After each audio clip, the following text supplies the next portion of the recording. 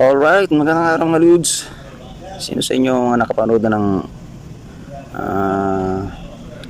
interview ng mga Banateros kay Yorme sa programa nila sa SMNI, ang Vox Populi? So ang tanong, bumalimbing na ba si Isko?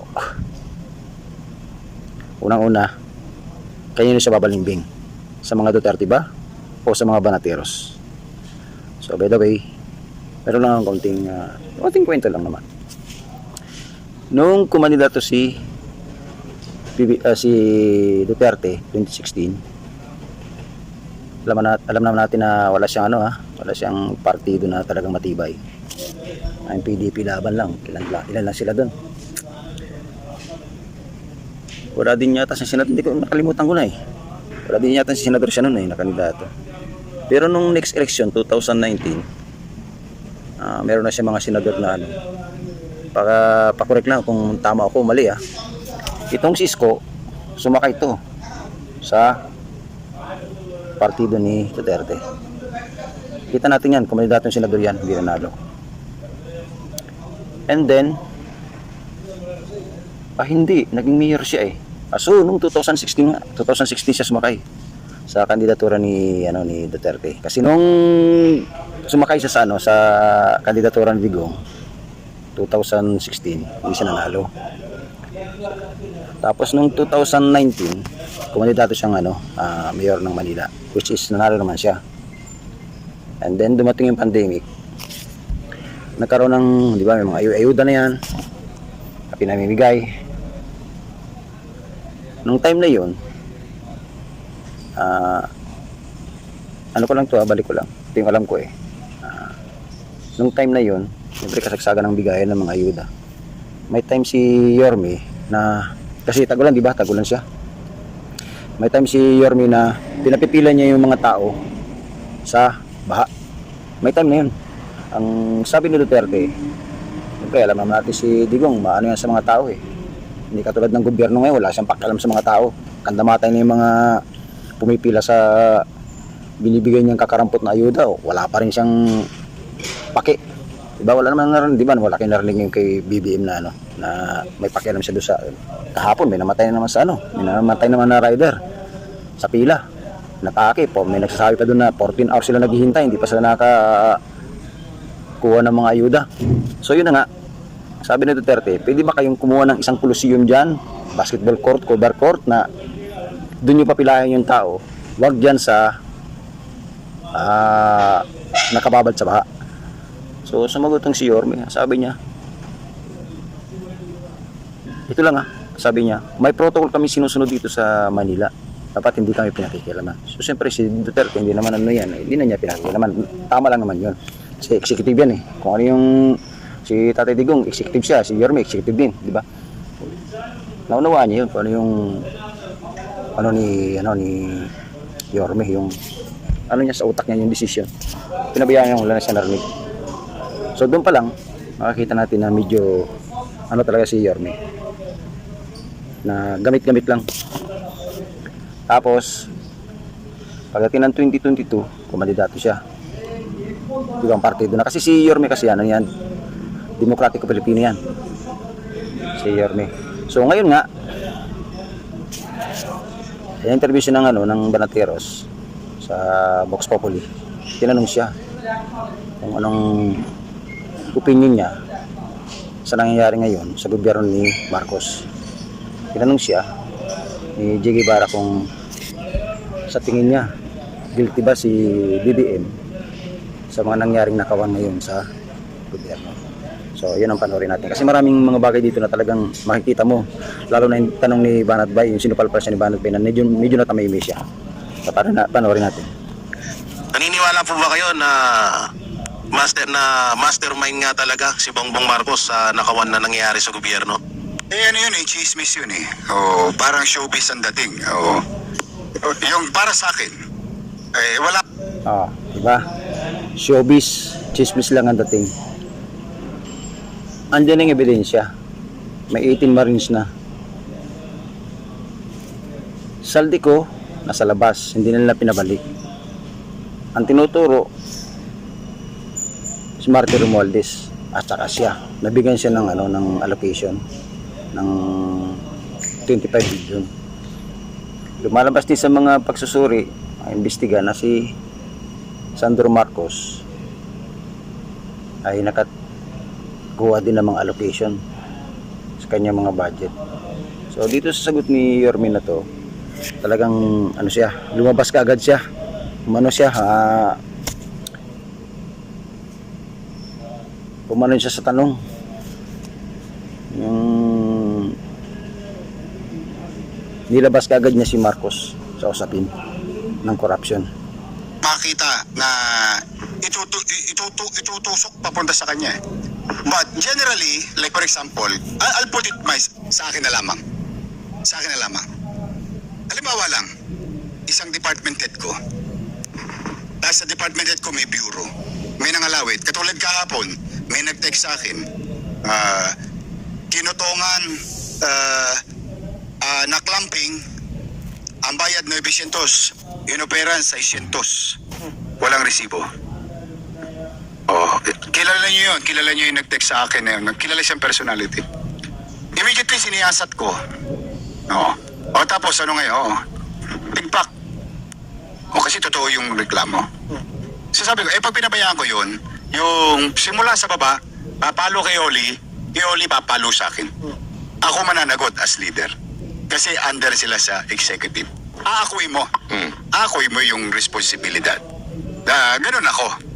Oh, pero yung ipagtuturo ko yung ibang tao, hindi ko titignan sa sarili. Right, tutuloy natin niya sa sinasabi ni Yorme. Sa sitwasyon kasi ngayon, buong gobyerno sindikato mula sa baba, Kongreso, Senado, pati yung mga sekretary niya sa executive, pati yung presidente, pinakaulo, tinuturo Talagang andyan pa lang sa Kongreso pa lang, ang nilagay mo, pinsan mo. Ang deputy speaker mo, anak mo.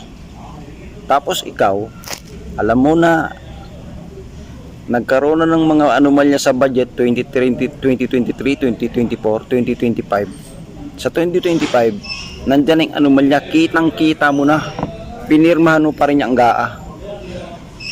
Tapos tinatanggi mo pa na wala kang alam. Napakabobo naman yan. Diba? Yan ang sasabihin mo, Yorme. Baka mamaya maligaw tayo ng landas. Oo.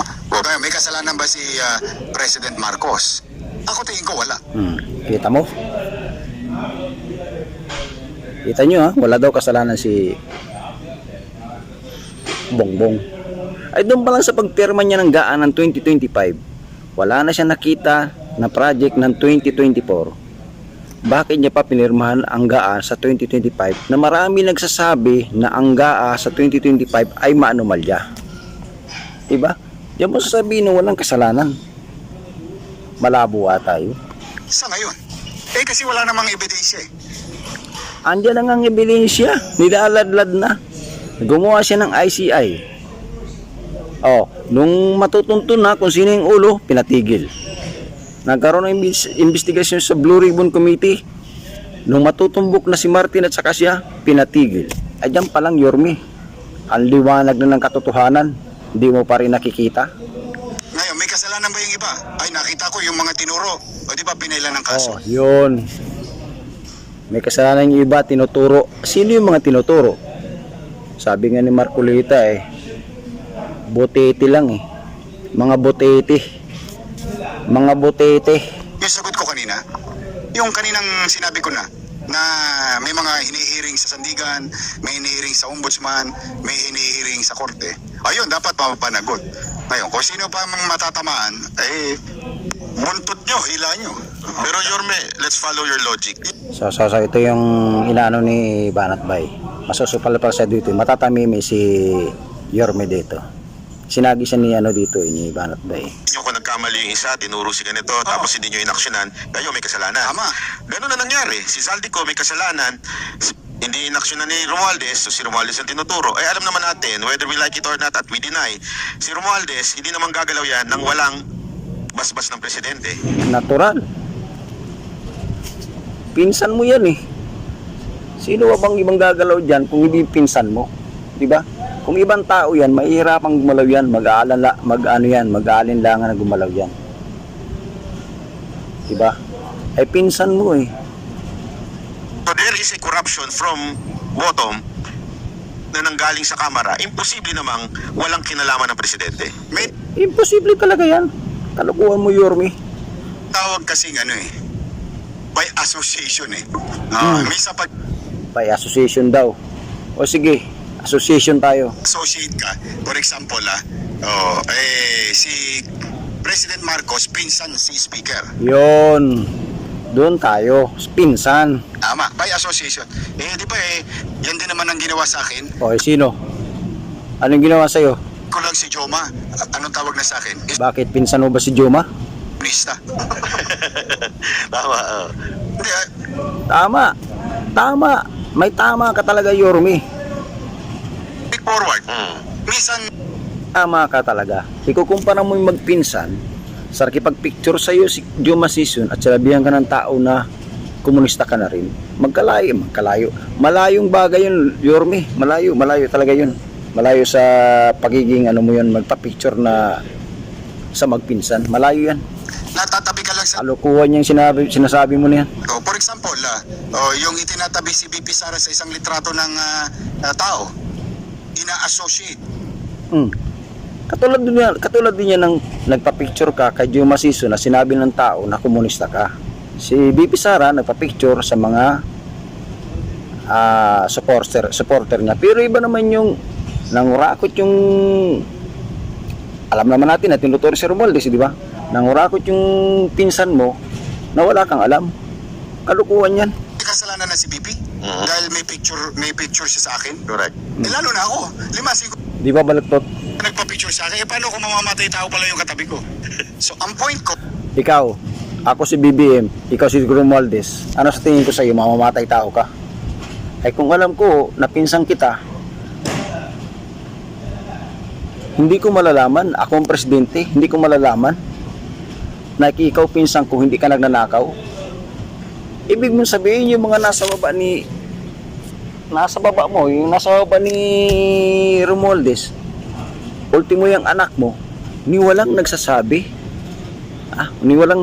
sa iyo na may nakawang nangyayari at may sindikatong nagaganap. Eh nandiyan ang anak mo eh. 'Di ba? Ibig sabihin, alam mo yan at yung anak mo sangkot din. is that, kung si Saldi umamin sa kasalanan niya, papanagutin niya. Umami na nga siya, hindi naman magagawa ni Saldico yan kung hindi inuutos sa kanya. Ang liwa-liwanag eh. Saan ka ba natutulog, Yorme? Baka sa kuweba. Panagutin natin. O baka sa mga ayuda ni Marcos kaya nabubulag-bulag ka na. Ang sabi niya, siya nagdala ng pera ng ganito, na mali-maleta. Inamin niya. Papanagutin natin. May tinuro siya. Di kasuhan natin. Tinuturo na nga eh. Ang tinatanong sa iyo kung guilty ba? Ang tanong mo, ang sagot mo pala, chismis lang. Anong klaseng chismis yan? Hayaan natin, halimbawa, tinuturo niya si Speaker. Hayaan lang natin na itinuturo si Speaker kasi kay Speaker na nga lang. Kaya nga, pagdating nga ng investigasyon, pag tinuturo na si Speaker, natitigil ng investigasyon. Bakit? Ay alam na natin kung sino yung nasa taas ni Speaker eh. Si BBM eh. So, titigil na natin ang investigasyon. Ngayon, may investigasyon pa ba? Di ba wala na? Talaga isko, puro kakalukuhan eh. Silang anong tawag yan? Connivance. Okay lang yan isko, no? Kinabang ka kay BBM. Okay lang yan kasi para lang sa mga constituent mo yan. Natural lang yan. Pero yung taong bayan na talaga, buong Pilipinas na yung sinasabi mo na hindi guilty si BBM sa sindikatong nagaganap, chismis lang yan. Kalukuhan mo yan. Papanagutin. Pero ako kasi, halimbawa, katulad yan, sandpit ko yan. Di ba? Kung yung nanay nga niya, hindi siya mabantayan ng 24 oras. Ako pa Kalukuhan mo yan. Anong klaseng logic yan? Anong klaseng logic mo yan, Isko? correct. So they may be guilty of something or they may be Nandiyan na, nakasalampak na sa iyo ang katotohanan. Nagsona ka. Ang sabi mo, 5,500 flood control project 2024. Pagdating ng 2025, pumirma ka ng GAA na alam naman natin lahat at marami nagsasabi na dumating pa sa Supreme Court na unconstitutional ang pinirmahan mo. Nagsabi ka pa rin ha. Sinasabi mo pa rin ngayon na wala siyang kasalanan. Samantala andyan na, lantad na, pumalpak yung flood control project. Sino bang mga nasa baba? Sino mga nasa baba niyan? Di ba si Romualdez? Ay doon pa lang eh. Alam mo may kasalanan ka na rin. Executive ka, ikaw ang nagtuturo, ikaw ang nasa ulo. Guilty of anything, di ba? Pero pagka ang naging basihan kasi natin, chokaran, o kaibigan, o kakilala lamang, Iba kasi yung kaibigan, tsukaran sa magpinsan. Sa magpinsan, pwede ka magtabon-tabon yan hanggang kamatayan. Luko-luko ka ba? Samantalang kung tsukaran ka lang, pwede ka maglaglagan dyan. Raulo ka isko. kasalanan na siya. Lahat na tayo dali. Si BP Sara dali. Ako dali. Kasi kung may nagpa-picture sa akin, Yumanyanga pala. Biyahero. Biyahero. Di ba? Ang dami nun. Lalo na yung mga mainlander. Alam mo naman sa downtown. Kami matidistinguish namin sino ang Filipino-Chinese, sino ang mga mainlander. Ang labo talaga ni Isko. Ang inaano daw, binibigay halimbawa niya, may magpa-picture daw sa kanya na Yumayanga, yung mga nagdadala, mga nagpupush ng droga yan ibig sabihin niya dyan. Sa kabila naman, yung magpinsan na si Marcos saka si Romualdez, na hindi niya alam kung anong ginagawa ni Romualdez, samantalang andyan na, lantad na yung nangyayaring nakawan. We are public officials. Yes. Kaya ako talaga sa totoo, sa akin lang kung yun ay applicable kay President Marcos na maaaring may ginagawa yung iba na hindi niya alam. Maaring may ginagawa ang iba na hindi niya alam. Pwede yun, Yorme, kung sinasabihan mo yung kapitan ng barangay sa napakalayong probinsya. Pero nandyan lang magkapitbahay at magpinsang kayo. Hindi mo alam. Asan yung mga confidential fund mo sa CAF dyan? Wala pa rin nagsasabi sa'yo. Kalukuhan yan. Ibig sabihin, talagang ikaw ang ulo niyan. Yorme, umayos ka, executive ka, hindi mo alam yung ginagawa mo. Minsan na-associate lang siya. Yeah? Ganun din naman yung kay BP Sara. Bakit natin sasabihin dahil lang sa may litrato?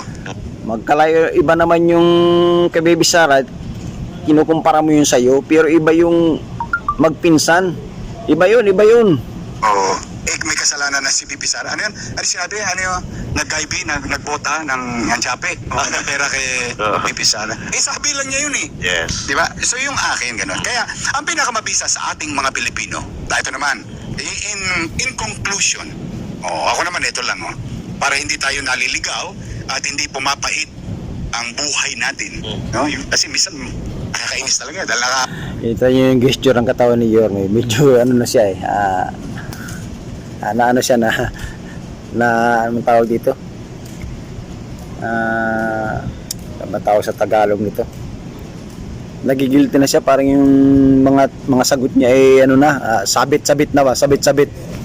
May hirap na nga. Tapos ito pa balitang naabutan mo, di ba? Tira dito, tira doon, point A to point B, 90 million.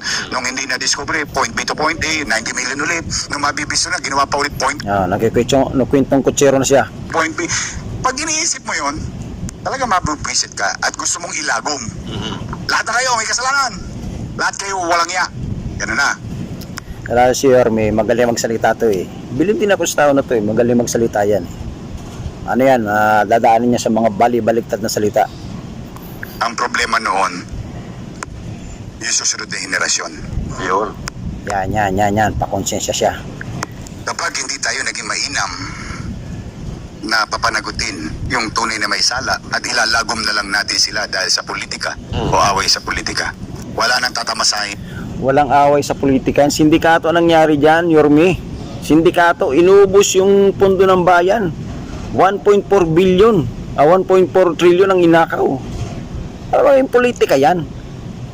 Diba? Nabisto lang kayo, politika na. Kalukuhan yan. Ayos na pamahalaan ang mga anak natin. Doon tayo magbidaw. Yun yung akin.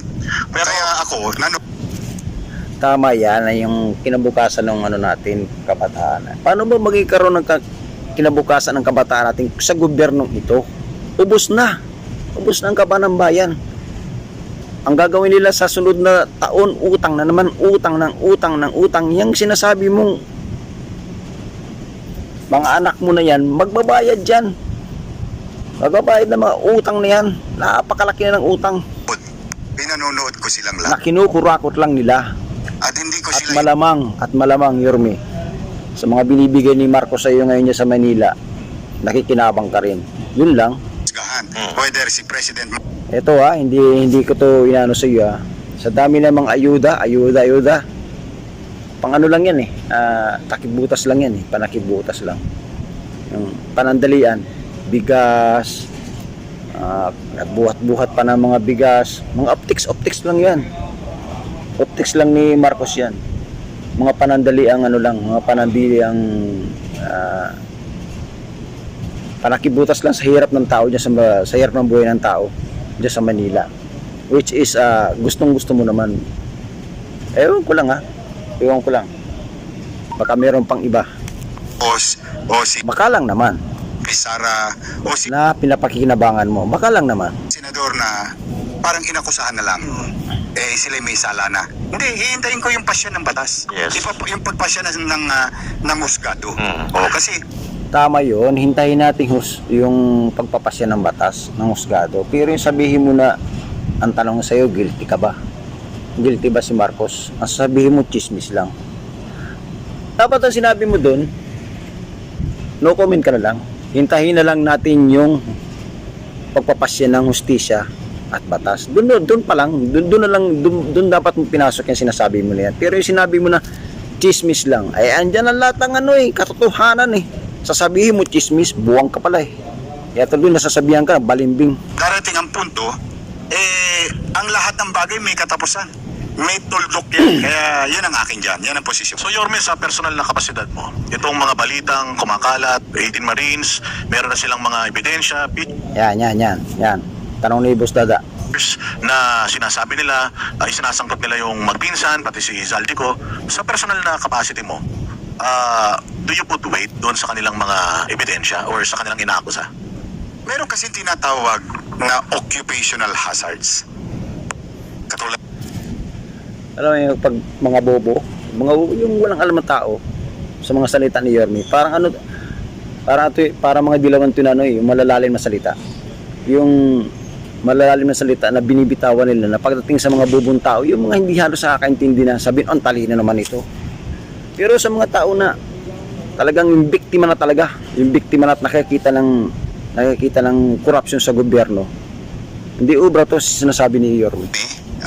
maaaring akusahan na lang ako isang araw. Ikaw, na MBI ka. Inakusahan ka na lang bigla. Di ba? Di ba ang sakit masakit ang pakiramdam. So it can happen to us, all of us, in our profession.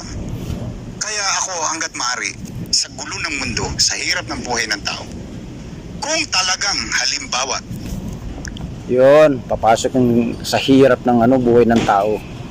Sa hirap ng buhay ng tao. Sa bandang huli, may bigitan na opinion dyan. may hawak na ebidensya, instead na i-press con mo, file mo ng kaso. I-file mo talaga, tuluyan mo at ayaw mong musgado ang magsabi kung ang hawak mo ba'y mabibis. Pailan daw ng kaso, huwag i-preskon. Sa sitwasyon ba ngayon sa gobyerno, kailangan mo pang magpa-preskon, kailangan mo agad pailan ng kaso. Ay sila nga nang itatakipan, sindikato nga, sindikato. Hindi mo pwedeng pailan kagad ng kaso yan sa ombudsman, sa DOJ, Sandigan Bayan, kung sila mismo yung sangkot, sila mismo yung nakikinabang. Pambihira. Kung ang akusasyon mo ba'y tama. Kasi that's the way, in a civilized world, in a civilized time, we must be guided by law and order. Because politics is part of government. And I cannot allow my grandchildren someday to see we in government keep on accusing each other every now and then of something else or bad things just for the sake of destroying one person or pulling somebody's feet para ikaw ay umangat. Tapos nasa laula na ang pamalan. Ang hirap mo, Yorme. Hindi rin niya disallowed yung ano niya, yung grandchildren niya para sa mga ganitong bagay na allowed na. Magbabayad na tayo ng utang sa pera na pinagnanakaw nila. Asa gulo ng politika na yan. Nagnanakaw sila para pagtakpan yung mga sasabihin nila politika lang. 'Di ba? Politika lang, politika. Sa kabila ng talagang yung sindikato, buong gobyerno nagnanakaw. 'Di ba? Hindi pwedeng pumalpak ang gobyerno. With all honesty. Hindi pwedeng pumalpak ang leader. Kasi Ay, naku, Yorme. Palpak na nga eh. nakasabay dyan ng buhay ng tao. Sa pangaraw-araw, pambukas, at pangmatagal. Sa kita ng gobyerno, sindikato na hindi palpak. Kaya nga sindikato eh. Ikaw, Yorme talaga oh. Kaya ako, ngayon, pinanonood ko lang because Pinanonood mo. Ilang beses mo sinabing pinanonood mo. Pero sinabi mo na chismis lang, showbiz lang. Kalukuhan mo, Isko. can learn from these mistakes, situation, or incident in our life. So that in the next generation, in the future, we can assess it properly. For the meantime, I will let the natural course of law apply its own So, you're not saying na totally clean si Presidente Marcos? Eh, ang tanong ko nga, hindi ko nga masasabi kung ako, baka mamaya may kumakalawit din sa City Hall. Yan, iba na yung sinasabi niya. Ay, nako. Kanina sabi niya, chismis lang, showbiz lang yan. O, ngayon, iba na yung sinasabi. Diba? Ganyan si Yorme. Ganyan ang ugali niyan. At tapos mo pakinabangan, kung merong iba na magbibigay sa kanya, pero tama naman, sa kabilang banda, iba na yung gobyerno, dapat makinabang ka doon sa gobyerno. Ang problema, kung yung binibigay ng gobyerno ngayon, panandalian lang. Yung bibigyan ka lang ng bigas, ayuda, wala yan, Jesus, naku, Mariusip. Nang hindi ko pa alam. I have 20,000 people under my command. Ikaw, Yorme, nung panahon ni Duterte, anong binigay sa'yo sa Manila? Kayo, sa mga manonood nitong video na to, ang tanong ko, sa panahon ni Duterte, ano ang binigay ni Digong sa Manila? Bigyan ko na isa. Tulay. Hanapin nyo yan kung nasaan yung mga tulay na binigay ni Duterte dyan sa Manila. Ngayong gobyerno ni Marcos, ano ang binigay sa kanya? Meron pa akong balita na yung tulay na binigay sa kanya ngayon sa panahon ni Duterte, nahabayaan na ngayon. Hindi na mini-maintenance. Bukas-bukas pag bumagsak yan, tulay na yan, sisihin na naman si Duterte. Ganyan ang mangyayari niyan. Ngayon, anong binibigay sa iyo ng gobyerno ni Marcos sa Manila? Tanong sa iyo, bukod sa mga ayuda na panandalian lang. 10 kilong bigas sa limang tao sa loob ng isang pamilya, ilang araw mong kakainin lang yan. Tapos na. Katapos, kailan na susunod? Sa Manila ba, binigyan ka ng nakaprograma sa gobyerno ba ng Manila na 20 pesos ang 1 kilo ng bigas for 6 years? Hindi, di ba? Yan. At totoo yung sinabi mo kanina, Banat, yung same logic.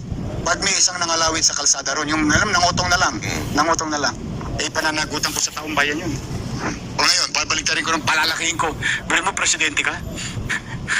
Huwag mo nang palakihin ni Yorme. Hindi ka obra sa nasyonal. Diyan ka na lang sa Manila.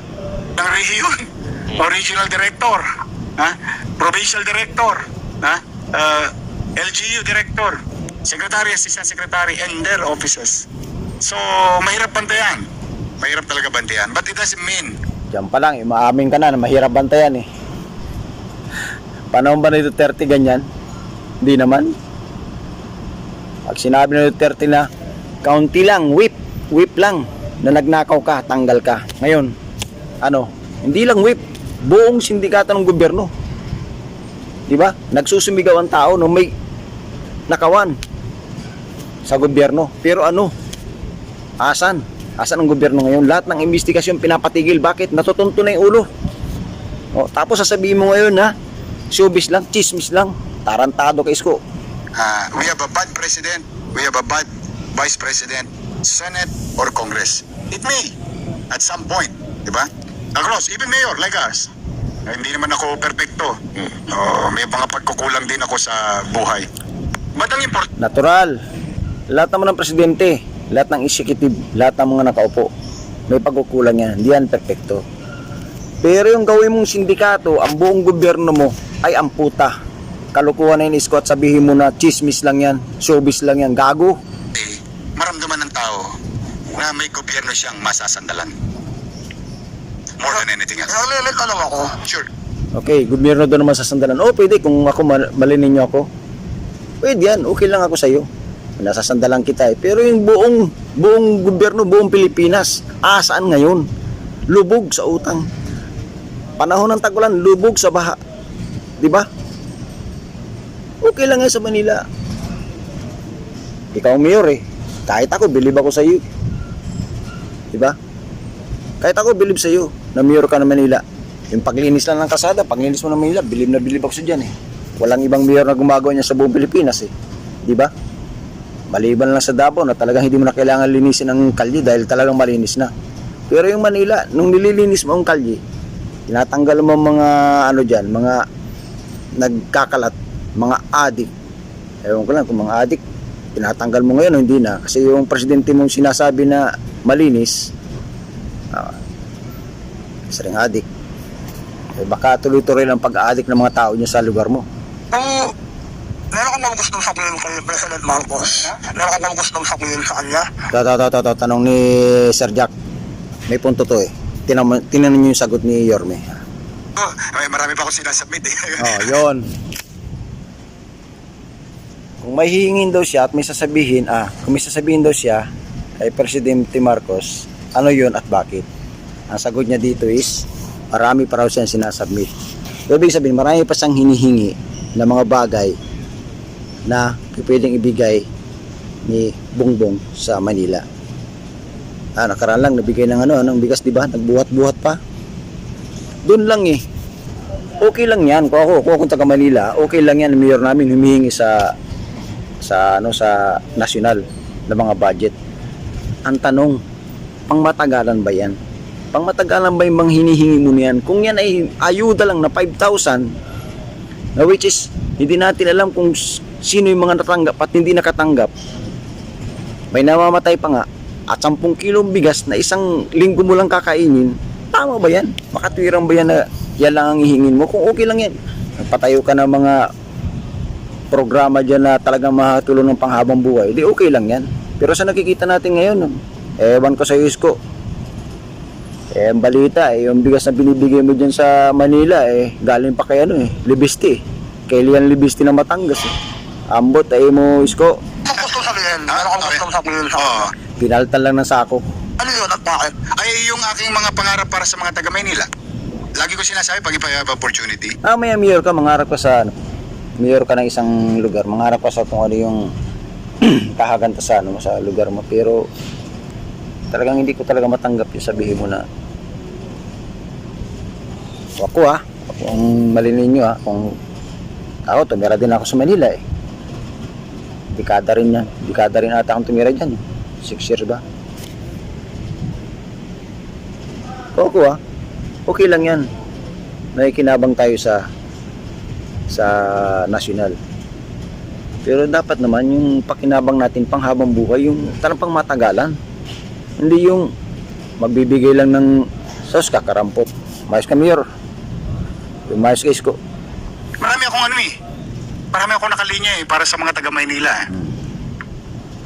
And I was like, Marami siya nakalinya. Ilang taon na lang si Bongbong? Ilang taon na lang si Bongbong? 2 taon? 2 taon na lang? Sa tingin mo Isko, may bigay lahat ni Bangag yung hinihingi mo na yan? Sa loob ng 2 taon na yan? Bakit? Ikaw lang ba ang sa buong Pilipinas? Ikaw lang ba ang Maynila sa buong Pilipinas? taking opportunity, and even I will do the same with Vice President Sara. Kung may pera si, halimbawa may pera si Vice President o si Ikaos na ikaw si Isko ah. Baka hindi nabigyan ng malita to. Senate President, yung may pondo sila, halimbawa, hihingan ko rin. Ipe-present ko rin yung programa. Kung meron man ako sasabihin, ipanghihingi ko pa rin yung mga taga-Maynila. Yun. Tama yun. Tama yun para sa para sa akin. Talagang yung paggalaw ni Mira ni Isko, tama lang yan, humingi sa nasyonal. Sinasabi ko nga, dapat yung mga binibigay sa'yo pang matagalan, hindi yung isang linggo lang, parang optics lang ba? Mga pang optics. Dapat ganun. Ayo, ipanghihingi ko kayo. Anong makabubuti para sa inyo? Ikaw na isa sa 2 milyong Manileño. Pero alam nyo iano ko lang muna kasi ngayon sobrang polarized talaga ang ating bansa. Oo, sobra. As in, sobrang polarized nga. Pati kami sinisisi. Sinasabi dito na kesyo bakit daw kami pumapabor sa iyong opinyon. Hindi kayo pumapabor, tinatanong nyo lang ako. Ipaalala lang natin, tayo po ay nagtatanong lamang kayo. Tama. Ang mga banateros nagtatanong lang, at saka kahit ako, kukontra ako sa mga panood dito, kukontra ako at sasangayon din sa mga bagay na tama. Pero ibabalik ko yung talagang inayaw ko sa kanya, yung sinasabi niya na chismis lang, talagang nagingit ang galit ko dyan, showbiz lang na guilty hindi naman natin sinasabing guilty si Marcos na talagang yung sa kanya nilalabas niya si Marcos sa nangyari sindikato sa gobyerno doon ako nang gagalaiti kanya-kanyang opinion lang niya. May iba kaming opinion, nananatili pa rin ang aming opinion na ang mastermind ng lahat ng korupsyon na ito walang iba kundi si Marcos. Correct. Walang iba yan. Yung mga nasa baba lang yan, mga gamit lang niya yan. Talagang nagkutsaba sila ng pinsan niya, si Romualdez. Hindi naman pwedeng yung piso rin yung tatangipin. Hindi piso kay Romualdez, malamang sa kanya 150 ganyan. Yung 50 na kay Saldico. Yun ang aming opinion. Kung iba man ang opinion ni Yorme, opinion niya yun. Tandaan ninyo, Opinion niya yun na binabasag natin. ang bansang Pilipinas ay marami ho itong kanya-kanyang city. Marami tayong kanya-kanyang abalahin. At si Yorme, ang abalahin niya, Maynila. Wala na siyang ibang abalahin kung hindi Maynila. At ako din naman, magagalit din naman ako bilang isang Manileño kung yung kanyang mga constituent ay hindi niya nabibigyan ng tulong. Sabi nga ni Yorme, if the only way makakatulong siya ay through humimod, gagawin niya. Ang sakit. Tingnan yung reaction ng mukha ni Yorme. Sinabi ni Banat Bay, humimod. Mas matindi pa yung sa bumalimbing Salitang balimbing, hindi talaga hindi yan accurate nga sabihin kay Isko na bumalimbing. Saan siya bumalimbing? Hindi siya pwede bumalimbing sa Duterte kasi kahit kailan din siya naging Duterte. Nakisakay lang siya sa Duterte kasi katan Duterte ng 2016. So wala na yan, lipas na yan. Nakalipas na yan. At pinag-usapan natin ngayon yung humihimod siya sa puwit ni Marcos. Nga, para sa mga taga-Maynila. Kung gusto nyo na Ulitin nga natin, yung humihimod. way para makatulong siya ay through humimod. Ito, yan. Kanyang mga constituent ay hindi niya nabibigyan ng tulong. Sabi nga ni Yorme, if the only way Tingnan niyo para mukha. makatulong siya ay Mukha ni Yorme. humimod, gagawin niya. Kasi nga, para sa mga taga-Maynila. Kung gusto nyo Hilaw na hilaw. Parang- yung mga sinasabi namin about sa korupsyon, Yung mukha niya parang parang nanliit na tangina. Lintik-lintik. Yung mukha niya parang nanliit na parang gusto niya lamunin siya ng lupa. doon kayo manood sa mga YouTube Parang gusto niya lamunin ng lupa sa sinabi ni Banat na humimod, salitang humimod. namin. Dito kasi nagtatanong kami, Yorme. Oo. Dagdagan ko na rin na ako agree na si Bongbong Marcos ay guilty. Dediretsuin natin kasi baka sasabihin sa tingin ko yun. Kaya lang, hindi ako bisita. Hindi naman ako tinatanong Tama ako tanungin mo ngayon tungkol kay Bongbong. Sige, tingin ko ba nilaman yung bigas na binuhat niya? 10 kilo. Diba? 10 kilo yun. Hindi, tama. Sa mga ng Banateros, panoorin niyo yung vlog ng mga Banateros ngayon. Si Dada, si Banat Bay, si Oli. Yan. Lalo na si Banat, si Boss Dada. Hindi ko pa napanood eh. Nakailang araw ng interview nito eh. Nung naghahanap ako ng video ni Dada kagabi. Wala akong nakita. Asahan natin, mumurahin ni Boss Dada to. Pustahan tayo. Mumurahin yan. Bakit? Opinion ni Dada yun eh. Magkaiba sila ng opinion eh. Di ba? Si Banat Bay, hindi yan mumurahin kasi si Banat Bay, pitik-pitik lang na mura yan eh. Hindi kunti lang yan, sagi-sagi lang. Naman si Banat Bay, medyo ano lang yan eh. Sagi-sagi lang talaga siya. Hindi katulad ni Boss Dada na talagang diretso. Mumurahin yan. Ayan. Yun ha. Kanya-kanya kami ng opinion. In fact, noong kanina yung sinaabay kayo kung nanonood kayo nung umpisa, tinanong talaga ako ni Banat. Sabi niya, pwede ba kitang tanongin kahit ano? Anything under the sun. Kasi may guess kayo, sasabihin. Ganda lang din sa programa nito, Vox Populi. Ano talaga sila, yung kahit below the belt yung tanong, tinatanong nila. Wala silang pakundangan sa mga tanong. Yun ang kagandahan nito. Saka ano sila, yung hindi sila bias. Yung sa programa lang talaga yung programa, pero may sarili silang mga opinion na bias sa sarili nila. Sa programa lang nila, sa kanilang vlog lang yun. Pero sa programa na to, balance talaga sila. Aking paningin o paniwala, and most of it, yung sinagot ko, experience yun. May ano na yun, may karanasan mo. Incident yun sa buhay natin. Pwede naman magkaibigan kayo ng magkaiba opinion kasi sa katunayan, yung kasamahan ko, kaibigan ko, yung vlogger, nandun yun eh. Nandun yun sa kabila. Oo, di ba? Pero magkaibigan, hindi naman po, yung anak ko nga, hindi lawan eh, alangan namang awayin ko yun. Sige, ito, isang tanong lang patungkol sa Maynila. Kasi alam naman natin na noong nakarang eleksyon. Talagang live may nanonood. Nakakatuwa to So yun, hindi natin na diniretso kasi mahaba masyado na. Pinutol natin dyan. So ang masabi ko lang, Yorme, sa'yo, okay lang yan, humingi ka ng natural lang yan eh, yung humingi ka ng tulong sa nasyonal, lalo na kung wala kang pondo talaga. Kasi ang pagkakalam ko, naubos ang pondo nitong Manila dahil kay Lacuna eh. So natural lang yan, humingi ka. Ganti-ganti lang ba eh, si Lacuna, kandidato ni Marcos yan eh. Natural lang yan, kaya lang dapat ang hinihingi mo yung talagang pangmatagalan, hindi yung yung araw lang ang lilipas, ubos na kagad. Ayuda, bigas, kung ano-ano lang. Dapat yung pangmatagalan na talagang may mapakinabang sa buong Manila. Kaya dapat yung mga adik-adik dyan, linisin mo eh. Para sinasabi mo na yung presidente mo adik eh, hindi mo linis. Hindi. Ang gawin natin, Yorme, palta mo lang si Bongbong. Yun ang magandang gawin mo. Palta mo lang si Bongbong dahil medyo may utak ka pa kaya sa kay Bongbong. So yun lang, maraming salamat and babus.